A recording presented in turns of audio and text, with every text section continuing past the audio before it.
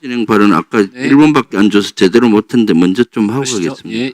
하나만 묻고요. 그 개헌과장님 잠깐만 나와주세요. 하나만 묻고 질의 의사 아니요. 진행 발언하시고 하나만 묻고 네, 의사진행 발언하겠습니다. 왜냐하면 아까 기본권에 관계되기 때문에 네. 네, 그 개헌과장님 그 수사기관에 가서 조사를 받은 적 있죠? 네, 총 5차례 받았고 또 한 차례는 직접 전화로 또 받았습니다. 총 6번 받았습니다. 그렇죠. 네. 수사기관에 이미 조사를 받고 할 때는 당연히 변호사의 조력을 받고 하는 거죠. 입건이 되면 이제 사실 계약을 해서 전문적으로 하는 거. 그렇지 않습니까? 우리 법조인들? 그건 안 돼도 예, 그래서 계약하고 실제 수사기관의 개헌과장은 당연히 수사기관이 수사를 받겠죠. 이번에 그 개헌과장을 그 당시 했기 때문에 그러면 당연히 자신의 기본권 방어권도 있고 기본권도 있어서 변호사의 조력을 받는 건 당연하고 그것은 국민의 기본권입니다. 그런데도 불구하고 강선영 의원은 그 변호사를 조력을 받았다는 것을 문제시 삼고 있는 겁니다. 이것은 있을 수 없는 거죠. 지금 아무리 사실 이번에 이 문제가 불거진 것은 그 조력받는 변호사로부터 연락이 왔는데 실제 계속 오늘 정인으로 나와야 되는 개헌과장한테 그것이 언론에 신문에 났습니다. 조사받는 데서 조사된 내용들이. 그래서 그걸 갖고 계속 압박을 하는 거죠. 와서 일찍 만나자. 왜 일찍 만납니까? 그래서 안 된다니까 여러 가지 질문하면서 그 부당성, 거기에 포고문이나 포고령에 대통령 서명이 돼 있어야 되는데 안 된 거라고 주장하는 걸 문제 삼아서 계속 압박을 가했기 때문에 이건 너무 하는 거 아니냐.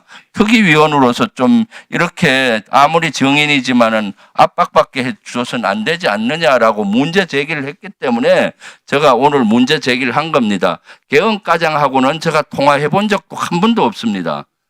사실 지난번에 현장 갔을 때 얼굴 한번 본 거 외에는 없고 그래서 우리 아무리 특위위원들이라도 아무리 죄를 지은 사람이라 하더라도 기본권이나 보장해 줘야 되는 거죠. 그런데 왜 이걸 갖고 합니까? 우리 비상계엄 보십시오. 내란을 일으켜서 민주주의가 무너지고 국민의 기본권이 손상되고 이런 상황에서 지금 이걸 조사하자고 모인 위원이 기본권을 이렇게 훼손해야 되겠습니까? 이것은 저는 여기 우리 특위 차원에서 해당 의원은 윤리위에 제소를 해야 된다고 봅니다. 아무리 국회의원에도 지켜야 될 것, 국민의 기본권을 지켜줘야 된다고 봅니다. 나온 김에 질문 이어갈게요. 하나, 계엄사령관님, 아까 그 정책실장, 한영철 중령이 추가 인원들 수방사 거하고 수박사 인원하고 관련 201, 203 부대 거를 포스트잇에 붙여놓고 보고했다는데 그 혹시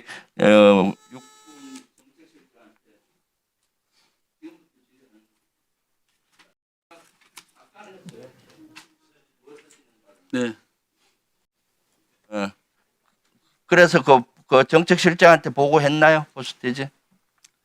보고한 적도 없고 보고한 적이 없고 있는 것들을 제 기억을 그 문제도 참고인 조사에서 저도 질문을 받았는데 그 기억이 전혀 없습니다. 제가. 알았어요. 들어가 주세요. 제가 보니까 수방사에는 그거를 52, 56해서 세부적으로 가용 병력을 파악을 해서 보고를 했더라고요. 수방사 1경비단장하고 작전과장 잠깐 나와주세요. 시간 멈추시고.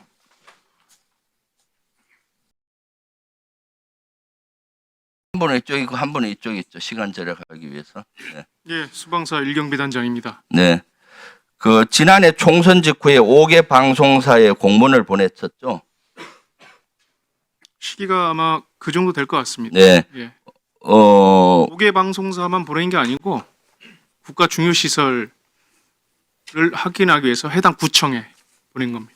5개 방송사는 어디죠? 현황을 확인해 봐야 될 것 같은데, 예, 같은 구청에 협조를 해서 국가 중요 시설에 필요한 시설 뭐를 요구했습니까? 건축물 현황 도면을 요구했죠? 그렇습니다. 네, 왜 요구했죠? 저희가 대테러 작전 부대이기 때문에 뭐 그렇게 얘기할 수는 있어요. 왜냐하면 작전과장과 경비단장은 그렇게 받았을 거예요. 그렇지만 저 위에서는 아마 총선이 끝나고 나서 총선에서 과반 의석을 못 차지하니까 아마 김용년이나 윤석열 머릿속에는 계엄을 해야 되겠다. 이런 걸로 해서 중요 시설에 대한 어떤 대테러 대비책을 강화하라. 이렇게 해서 했을 걸로 보여요. 의원님, 그거는 사실 제가 전투수행 방안을 연구하다가 필요해서 한 겁니다. 그럼 단장님이 차관해서 하신 거예요? 그렇습니다. 우리 그 수방사에서는 거기에 대한 지시한 적 없나요? 예, 저는 수방사 1경비단 작전과장입니다. 아, 1경비당 작전과장 말고 수방사 작전과장 있나요? 예, 수방사 작전과장. 예.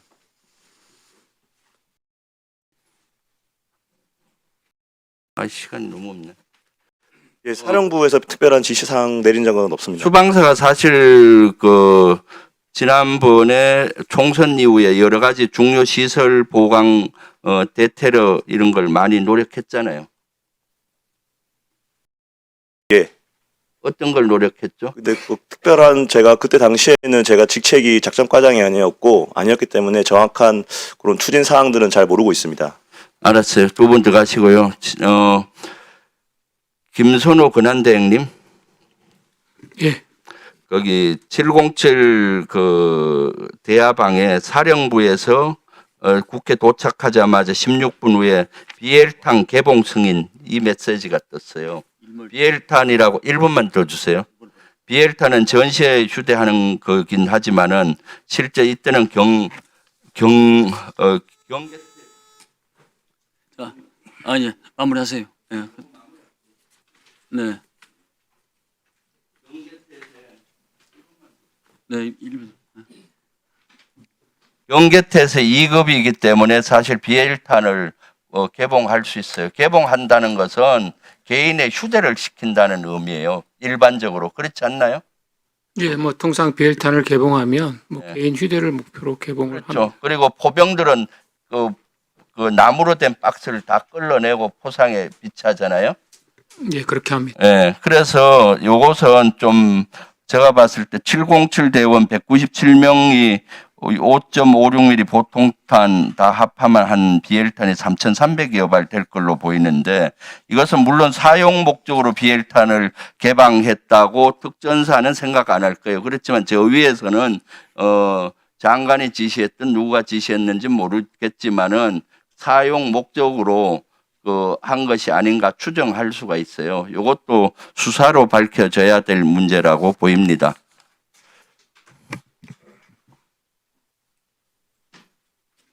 네.